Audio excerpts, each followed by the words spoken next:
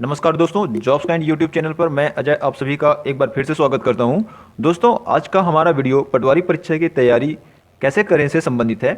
जैसा कि मैंने अपनी पिछली वीडियो में भी आपको बताया है कि छत्तीसगढ़ में हाल ही में पटवारी के 250 पदों के लिए वैकेंसी जारी की गई है, जिस पर आप 31 जनवरी 2019 तक सीजी व्यापम के वेबसाइट के माध्यम से ऑनलाइन आवेदन कर सकते हैं। आज के इस वीडियो के माध्यम से आप ये जान पाएंगे कि पटवारी परीक्षा की तैयारी आप कैसे कर सकते हैं। आज के हमारे इस वीडियो में आपको पटवारी पद पर आवेदन करने से जुड़ी हर जानकारी मिलेगी। तो चलिए शुरू करते हैं, बने रहिए अंत तक। यदि आप अंत तक इस वीडियो को नहीं देखेंगे तो आपको इसका बेनिफिट बिल्कुल भी नहीं मिलने वाला। तो चलिए शुरू करते हैं। जैसा कि आप सभी लोग जानते हैं कि आज के युवा वर्ग का सपना है वह एक सरकारी नौकरी प्राप्त करे, और पटवारी का पद एक ऐसा पद है जो उनका यह सपना पूरा कर सकता है, यानी कि यह आपका सपना पूरा कर सकता है सरकारी नौकरी प्राप्त करने में। पिछले कुछ वर्षों में पटवारी की परीक्षा का क्रेज भी काफी बढ़ा हुआ है। दूसरी सरकारी नौकरियों की अपेक्षा इसमें युवाओं की ज्यादा अभिरुचि होने के कारण इसमें प्रतिस्पर्धा भी बढ़ गई है। पटवारी परीक्षा की तैयारी के लिए आप सबसे पहले तो पटवारी परीक्षा चयन परीक्षा का जो विज्ञापन है उसे ध्यान से पढ़ें, जिसका लिंक मैंने डिस्क्रिप्शन में छोड़ दिया है। आप चाहें तो वहां से इसे डाउनलोड कर सकते हैं। इसके अलावा अगर आप किसी ऐसे व्यक्ति को जानते हैं जो पहले भी यह परीक्षा दे चुका है तो आप उससे भी मार्गदर्शन ले सकते हैं। आइए जानते हैं कि आप पटवारी परीक्षा की तैयारी कैसे कर सकते हैं। तो पटवारी परीक्षा की तैयारी करने के लिए आपको 3 बातों पर ध्यान देना चाहिए। पहला है परीक्षा का स्तर, दूसरा है परीक्षा का प्रारूप यानी कि एग्जाम पैटर्न, और तीसरा है परीक्षा का पाठ्यक्रम।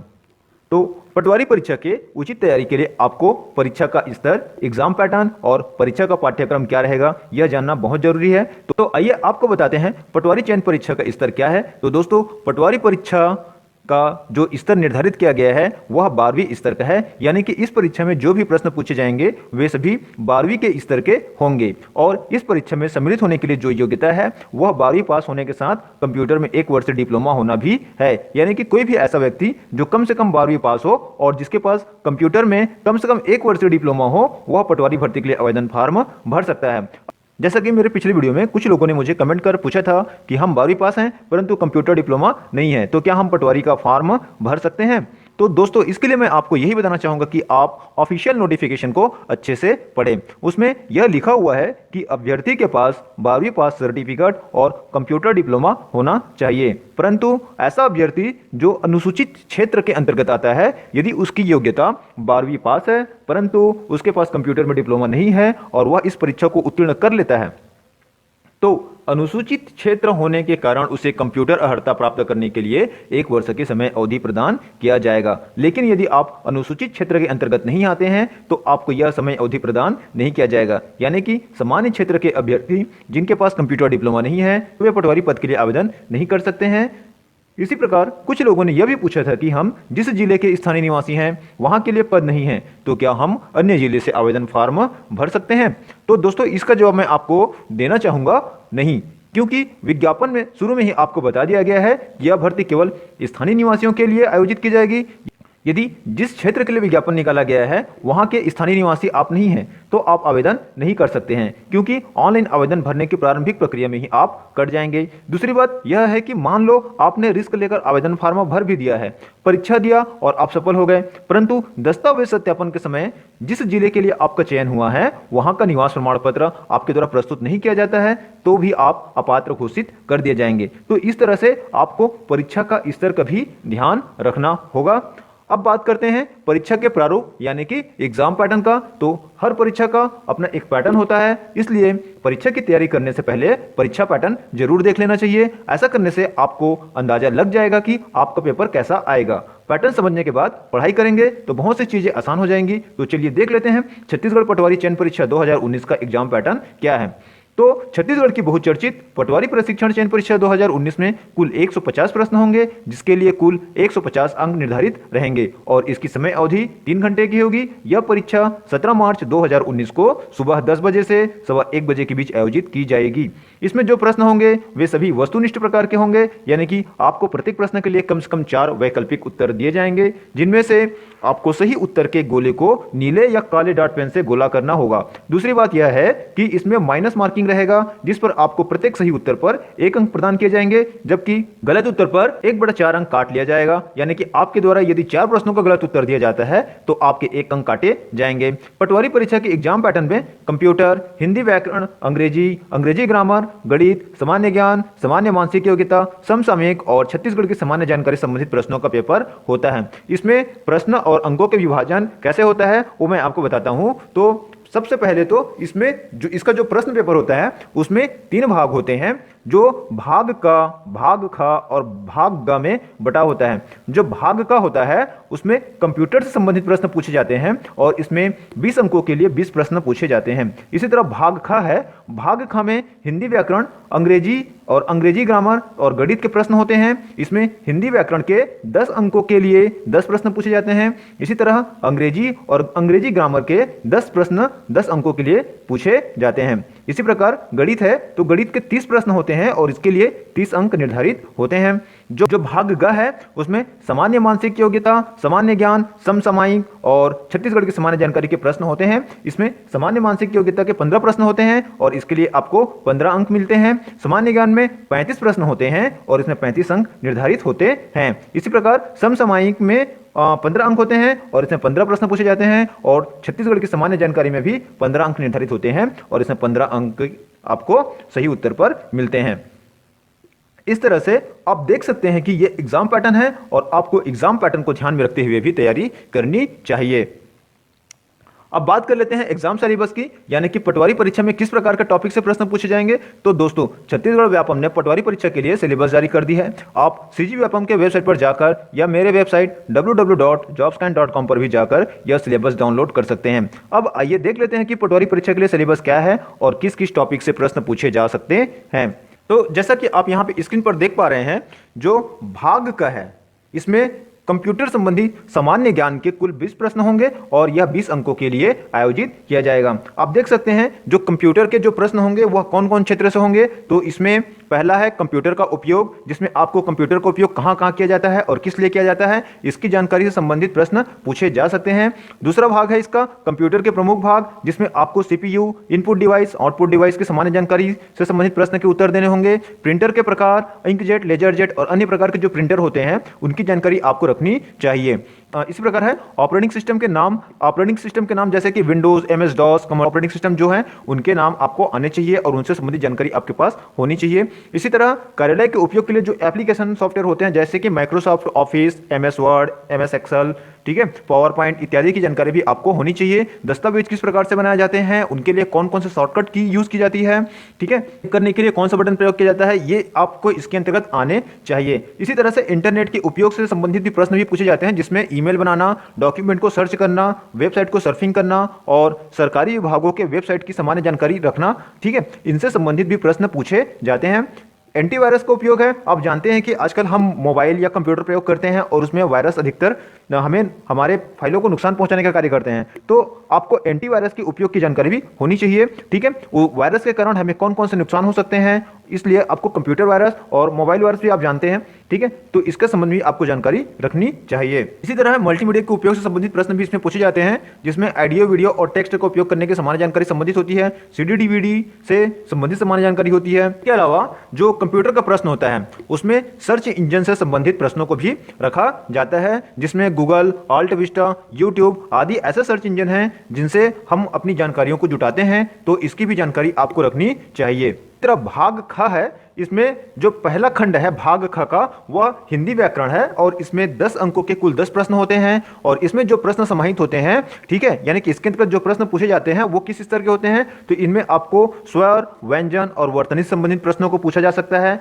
लिंग, वचन और काल से संबंधित प्रश्नों को पूछा जा सकता है। इसी तरह से संज्ञा, सर्वनाम, विशेषण, क्रिया, क्रिया विशेषण, कारक आदि के प्रश्न पूछे जा सकते हैं। आपको समास रचना और उसके प्रकार, संधि, स्वर, व्यंजन और विसर्ग संधि, ये उसके प्रकार हैं संधि के, आपको इनका भी ध्यान रखना चाहिए। इसी प्रकार रस और अलंकार तथा दोहा, छंद, सोरठा, चौपाई आदि के बारे में भी आपको जानकारी होनी चाहिए। इस प्रकार जो व्याकरणिक अशुद्धियां होती है उनसे भी संबंधित इसमें प्रश्न पूछे जाते हैं और शब्द रचना जैसे कि कौन सा उपसर्ग है, प्रत्यय कौन सा है, इनसे भी संबंधित प्रश्न हिंदी व्याकरण के इन 10 प्रश्नों में से कोई सा भी प्रश्न हो सकता है या पूछे जा सकते हैं। तो आपको इन चीजों का भी ध्यान रखना चाहिए। इसी प्रकार हिंदी ग्रामर के अंतर्गत ही आपको शब्द छांटना होता है कि वह तत्सम है या तद्भव है, देशज है, विदेशी है।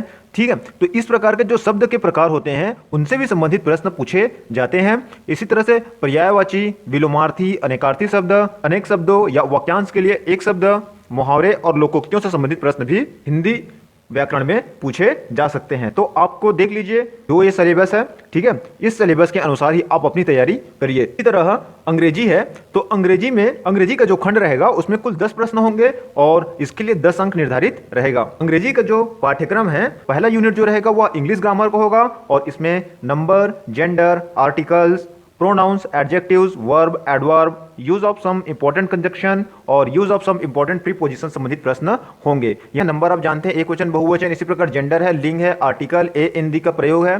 दूसरा जो इसका पार्ट है उसमें ट्रांसफॉर्मेशन ऑफ सेंटेंस है, जिसमें आपको एक्टिव वॉइस को पेसिव वॉइस में बदलना होता है और डायरेक्ट नरेशन को इनडायरेक्ट नरेशन में या इनडायरेक्ट नरेशन को डायरेक्ट नरेशन में आपको बदलना होता है। जो यूनिट 3 है वह वोकैबुलरी से संबंधित है और इसमें सिनोनिम्स यानी कि समानार्थी शब्द, एंटोनिम्स विपरीत शब्द, वन वर्ड सब्स्टिट्यूशन और स्पेलिंग्स, प्रोवर्ब, आयोडम्स एंड फ्रेजेस से संबंधित प्रश्न इंग्लिश ग्रामर में होते हैं। तो इनको भी आपको देखना पड़ेगा और प्रैक्टिस करनी पड़ेगी। गणित में कुल 30 प्रश्न होते हैं और इसमें 30 अंक निर्धारित होते हैं और गणित का जो यह भाग होता है वह 4 इकाइयों में विभाजित होता है। जो पहला इकाई होता है उसमें प्राकृतिक, पूर्ण, पूर्णांक, परिमेय, अपरिमेय पर आधारित संक्रियाएं से संबंधित प्रश्न आते हैं। ठीक है, और संख्या का वर्ग, घन, गुणनखंड, वर्गमूल, घनमूल एवं घातांक के नियम होते हैं। महत्तम समापवर्तक, लघुत्तम समापवर्तक संबंधित प्रश्न इसमें पूछे जा सकते हैं। भिन्न संख्या एवं उनकी संक्रिया, औसत चाल, समय और दूरी संबंधित प्रश्न इसमें पूछे जा सकते हैं। इसी तरह से जो इकाई 2 है उसमें बीजगणित के मूलभूत नियमों, संक्रियाओं, एक चर एवं दो चर वाले रैखिक युगपत समीकरण, औसत चाल, समय, दूरी आदि के सब प्रश्न पूछे जा सकते हैं। तो इस प्रकार से आपको गणित में अनुपात, समानुपात, प्रतिशत, क्रय विक्रय, लाभ हानि, साधारण एवं चक्रवृद्धि ब्याज, रेखा एवं कोण, त्रिभुज, चतुर्भुज, वृत्त, गोला, बेलन, शंकु और घन, घनाभ से संबंधित प्रश्न भी इसमें पूछे जाते हैं। जो भाग ग है, भाग ग का जो पहला भाग है उसमें कुल 15 अंकों के प्रश्न होते हैं और इसमें 15 अंक निर्धारित होते हैं। तो भाग ग का जो पहला भाग है उसमें सामान्य मानसिक योग्यता से संबंधित प्रश्न पूछे जाते हैं। ठीक है, जिनमें आपको तर्क करना, संबंध देखना, एनालॉजी और आंकिक योग्यता के प्रश्न इसमें शामिल होते हैं और उनसे सही उत्तर भी आपको छांटकर चिन्ह करना होता है। इस प्रकार के प्रश्नों में विषमता को पहचानना, आंकिक श्रेणी, अक्षर अंक और चित्रों द्वारा संबंध को देखना और सांकेतिक भाषा, इसी तरह छुपे हुए चित्र, वर्ग एवं अंक, गणितीय संक्रियाएं, चित्रों का मिलान करना, विभिन्न प्रकार के पैटर्न से संबंधित प्रश्न सामान्य मानसिक योग्यता के प्रश्नों में पूछे जाते हैं। इसका जो दूसरा भाग है वह सामान्य ज्ञान है और सामान्य ज्ञान में कुल 35 प्रश्न होते हैं जिस पर 35 अंक निर्धारित होते हैं। और सामान्य ज्ञान में भारतीय राजनीतिक व्यवस्था और संविधान, भारतीय इतिहास एवं राष्ट्रीय आंदोलन, भूगोल, भारतीय अर्थव्यवस्था और सामान्य विज्ञान तथा समसामयिक घटनाक्रम पर आधारित प्रश्न पूछे जाते हैं। इसी तरह से जो करंट अफेयर्स का जो प्रश्न है उसमें राष्ट्रीय, अंतर्राष्ट्रीय और छत्तीसगढ़ से संबंधित सामान्य जानकारी, घटनाएं और खेल साहित्य से संबंधित प्रश्न पूछे जाते हैं। इसमें कुल 15 अंक होते हैं और इसके लिए 15 प्रश्न निर्धारित होते हैं। जो इसका चौथा भाग है यानी कि छत्तीसगढ़ की सामान्य जानकारी, छत्तीसगढ़ की सामान्य जानकारी में कुल 15 प्रश्न होते हैं और इसमें 15 अंक निर्धारित होते हैं, जिसमें आपको छत्तीसगढ़ के इतिहास, भूगोल, राजनैतिक व्यवस्था, अर्थव्यवस्था, शासकीय योजनाएं, पुरस्कार, सम्मान, परंपराएं, लोकगीत, संगीत, महत्वपूर्ण व्यक्तित्व एवं छत्तीसगढ़ समेत अन्य महत्वपूर्ण विषय से प्रश्न पूछे जा सकते हैं और इनके उत्तर आपको देने रहेंगे। अब देख लेते हैं कि प्रश्न किस प्रकार से आते हैं। तो अब परीक्षा है, परीक्षा में प्रश्न किस प्रकार से आते हैं इसकी जानकारी के लिए मैंने पिछली बार आयोजित पटवारी चयन परीक्षा वर्ष 2016 के प्रश्न पत्र पीडीएफ का लिंक डिस्क्रिप्शन पर छोड़ दिया है। आप चाहे तो उसे डाउनलोड कर सकते हैं और उसका अवलोकन कर सकते हैं। अब जान लेते हैं कि आपको पटवारी चयन परीक्षा 2019 के लिए तैयारी कैसी करनी चाहिए। जैसा कि आपने अभी देखा कि इस परीक्षा का पाठ्यक्रम भी इतना ज़्यादा कठिन भी नहीं है। अगर आपके पास किसी कोचिंग या क्लास जाने का समय नहीं है या किसी अन्य कारण से आप वहां जाकर तैयारी नहीं कर सकते तो भी आप बिना कोचिंग के पटवारी परीक्षा की तैयारी कर सकते हैं। इसके लिए आपको इन बातों का ध्यान रखना चाहिए। तो पहला है अनसॉल्व्ड पेपर्स को सॉल्व करना सीखें। ठीक है, परीक्षा में अच्छी तैयारी और अच्छे स्कोर प्राप्त करने के लिए सबसे अच्छा ऑप्शन है अनसॉल्व्ड पेपर्स। जैसे कि आप जानते हैं अनसॉल्व्ड पेपर्स में आप पिछले कुछ सालों के पेपर्स देख सकते हैं और इससे आपको क्या होगा, इससे आपको परीक्षा पैटर्न तो पता चलेगा ही, साथ ही आपकी नॉलेज बढ़ेगी और पॉसिबल हो तो हर दिन 1 या 2 पेपर को सॉल्व करने की कोशिश करें। इससे आपका पेपर का टाइम मैनेजमेंट भी समझ जाएंगे, ठीक है। मतलब इससे आप पेपर को किस तरह से हल करना है ये तो आपको समझ में आएगा, ठीक है। और जब इससे संबंधित प्रश्न जब आपको परीक्षा में पूछे जाएंगे तो उस समय पहले से तैयारी होने के कारण आप ऐसे प्रश्नों को जल्दी से हल कर सकेंगे, ठीक है। तो आप क्या करेंगे, आप टाइम मैनेजमेंट भी कर सकते हैं, ठीक है। इसी तरह से है ग्रुप डिस्कशन करें, यानी कि ग्रुप डिस्कशन का अर्थ यह होता है कि एक जगह पर बैठकर किसी महत्वपूर्ण टॉपिक को लेकर अपने कलीग्स या दोस्तों के साथ उसका चर्चा करना। अनावश्यक गॉसिप से अच्छा है कि आप इस परीक्षा को ही अपनी बातों का हिस्सा बना लीजिए। इस तरह के डिस्कशन से आपको टॉपिक्स जल्दी समझ में आएंगे और लंबे समय तक याद भी रहेंगे।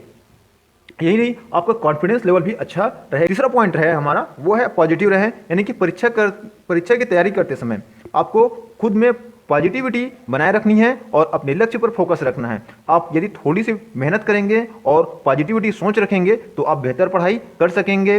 रही बात विषय की, तो आप कंप्यूटर एवं करंट अफेयर्स के लिए आपको इंटरनेट पर काफ़ी स्टडी मटेरियल मिल जाएंगे। आप इसके लिए गूगल सर्च का उपयोग कर सकते हैं एवं न्यूज और समाचार पत्रों को भी पढ़ना ना भूलें। हिंदी एवं अंग्रेजी के लिए आपको व्याकरण और ग्रामर का अध्ययन करना चाहिए। अगर आप हिंदी माध्यम के छात्र हैं तो थोड़ी मेहनत इंग्लिश में करनी होगी, जिसमें आप सबसे ज़्यादा प्रैक्टिस यदि पैराग्राफ को पढ़कर उसके जवाब देने के लिए करें तो बेहतर होगा। सामान्य गणित में सफल होने के लिए आपको प्रैक्टिस की जरूरत होती है और यदि आपका अभ्यास अच्छा है तो आप निश्चित ही गणित के प्रश्नों को हल कर पाएंगे। यदि आप 2 से लेके 25 तक या 30 तक के पहाड़े याद कर सकते हैं तो फिर आपको इस पेपर को करने में ज़्यादा समय नहीं लगेगा। इसके अलावा सामान्य गणित के सूत्र भी आपको याद होने चाहिए, इससे प्रश्नों को कम समय में आपको करने में सहायता मिलेगी। इसके अलावा प्रश्नों के पैटर्न को भी समझने की कोशिश आपको करनी चाहिए। तो ये कुछ सामान्य जानकारी थी जिसको ध्यान में रखकर यदि आप पटवारी परीक्षा की तैयारी करेंगे तो जरूर सफल होंगे। हमारी शुभकामनाएं आपके साथ हैं। अगर आपको हमारा ये वीडियो पसंद आया होगा तो इसे लाइक करें। पटवारी की परीक्षा की तैयारी कैसे करें से जुड़ी यदि कोई जानकारी चाहते हैं या कोई अन्य जानकारी चाहते हैं तो हमें कमेंट कर सकते हैं। हम जल्द से जल्द उसका जवाब देने का प्रयत्न करेंगे। ऐसे ही वीडियो प्राप्त करने के लिए ऐसे ही वीडियो प्राप्त करने के लिए हमें सब्सक्राइब करना ना भूलें, जिससे आपको हमारे द्वारा पोस्ट की गई वीडियो की जानकारी तुरंत मिल सकेगी और आप हमेशा अपडेट रहेंगे। तो आज के लिए इतना ही दोस्तों, अगली वीडियो में मैं फिर मिलूंगा एक नई जानकारी के साथ। तब तक के लिए नमस्कार। दोस्तों सब्सक्राइब कीजिए जॉब्स कैंड यूट्यूब चैनल को और इस घंटी पर क्लिक कीजिए जिससे आप देख पाएँ हमारे नए वीडियो सबसे पहले।